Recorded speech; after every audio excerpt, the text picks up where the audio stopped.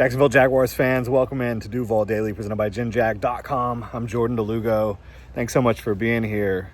It's Saturday, October 25th.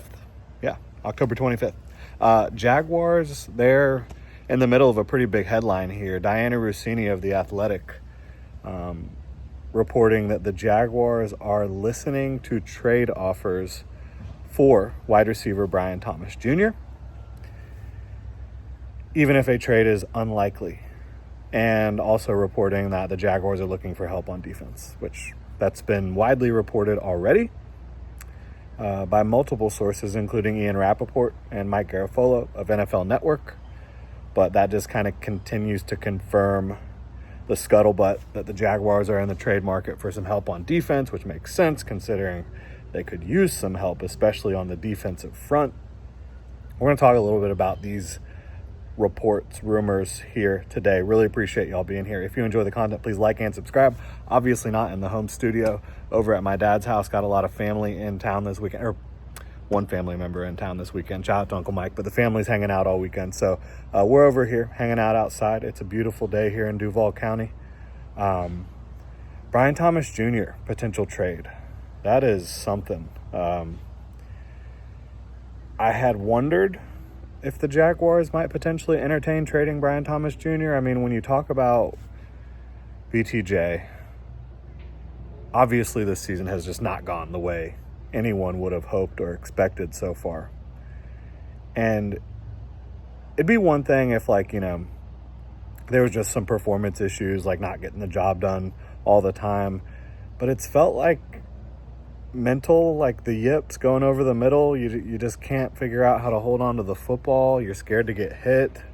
A lot of people have talked about, he got hit during the preseason in Pittsburgh and hasn't been the same ever since. I don't know. Was that the catalyst for Brian Thomas Jr. not doing well going over the middle? And there's also, a lot of criticism from folks around. I mean, Jimmy Smith has been heavily critical of the technique for Brian Thomas Jr. getting off the line of scrimmage. Looks a little lackadaisical at times, plays a little bit like that as well. Can't catch the football, leads the league in really negative stat, not being able to catch the catchable passes, which is a little bit of a subjective stat, but drops are not subjective, and he's second in the NFL in drops. But a lot of his missed opportunities as a receiver this year really are, you have the drops, but also not straight up drops. They're just, he didn't get himself in the right position to potentially be able to make a good play on the ball. You've seen that quite a bit. Seen him ducking, seen him alligator arming, all these sorts of things. And that's just a really tough look for a receiver. I mean, receivers across the league take big hits every single week and come down with a football.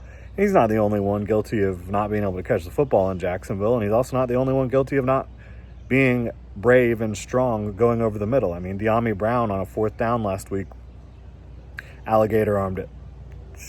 Said, nah, not going for it. Fourth down, not going for it. So you've definitely seen more than just Brian Thomas Jr. kind of exhibiting that look on the field this year. It hasn't been just him. I've said all year I wouldn't be surprised about a potential Brian Thomas Jr. trade, but I think it's in the best interest of the Jaguars for it to work out with Brian Thomas Jr. But do they get to a point between now, trade deadline November 4th, and just say, look, we don't think it can work. We don't think that he can execute in our system because he's unwilling to go over the middle. He's hurting our football team because, he's a guy, when he's on the field, he demands targets, he gets open, he does some things that are really impressive. I mean, his rookie year was unbelievable, truly. And a lot of people talk about how, he was like a Mac Jones merchant last year. And it's true that the Jaguars, once Trevor Lawrence got injured, did start to feature Brian Thomas Jr. a lot more consistently week to week. But it's not as if Brian Thomas Jr. did not have big games with Trevor Lawrence. And it's also not he was on pace before Trevor Lawrence got hurt for over 1,100 yards as a rookie, which obviously he exceeded that pretty greatly. But he still was having a really impressive rookie year with Trevor Lawrence throwing him the football. So people have talked about that connection. You know, Trevor and BTJ just don't have a connection. They had a better connection last year than they do right now. There's no question about that. And part of it is Trevor learning this offense, not being super consistent. Brian Thomas Jr., obviously we've talked about his issues already. So yeah, apparently they're listening to trade offers, and you can think about like, okay, where's this coming from? Who does this report potentially benefit, right? When you hear rumors and reporting and things like that, like, where is it coming from? Is it coming from the agent? Is it coming from the team? Where is it coming from? That's something to consider. I honestly think it could be either. If the Jaguars are trying to stir up interest, putting it out there could make sense. That doesn't really sound like a Jaguars thing to do because they've been pretty good at keeping things under wraps until they're ready to strike. James Gladstone and company here in Jacksonville so far. So maybe it is, player, agent side, agent driven, maybe they feel, Brian Thomas Jr.'s camp that it would be in their best interest to potentially go somewhere else. I think that's possible. I also think, no matter where he goes, he's going to have to go over the middle and he's going to have to catch the ball. Maybe he'll feel more comfortable being able to do that in a different environment. That's certainly possible. He didn't show any signs of this being an issue last year. Now, drops in general, he has shown, shaky hands at times throughout his career. Last year, double catching consistently, and most of the time he double caught it, he ended up catching it. But if you're a player who double catches it and doesn't catch the ball cleanly, there's a good chance, there will be variance that comes for you and regression year to year, inconsistent hands. And you saw it at times at LSU too.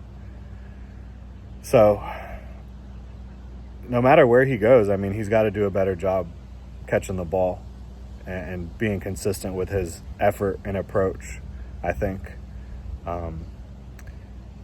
It would be amazing if BTJ could get it worked out in Jacksonville because he's such a talent. But what would they potentially be willing to accept in a trade for Brian Thomas Jr.? I don't know. I really don't. You would think they would want to get a first back, but they didn't use the first round pick last year on him. And when I say they, I mean James Gladstone and Liam Cohen and this new regime. Maybe they would take a day 2 pick. I really don't know. I have no information on that. And I've maintained I think it's in their best interest to get it worked out with Brian Thomas Jr., but if they just feel like they can't, I guess I get it. And then you talk about defensive front. That's been talked about for several weeks. Jaguars potentially wanting to trade for a defensive front player. Eric Armstead has been a volume shooter this year. He's made some big plays, but it hasn't been consistent. Josh Hines-Allen has been really good. Trayvon Walker's been dealing with the wrist injury, basically very limited throughout the last couple weeks. Didn't play but 12 snaps against the 49ers, then the injury happened, didn't play against the Chiefs, and then has been extremely limited the last couple weeks. They're hoping to get him back out on the field a lot more during the bye or after the bye against the Raiders, but they could definitely use like a high impact pass rusher to go along with Josh and Trayvon and Eric and the rest of those guys. Let me know what y'all think about a potential Brian Thomas Jr. trade in the comment section below.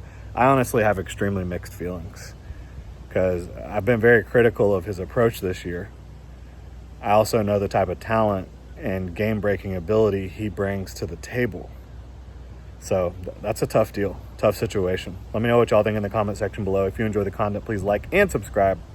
Y'all have a beautiful Saturday.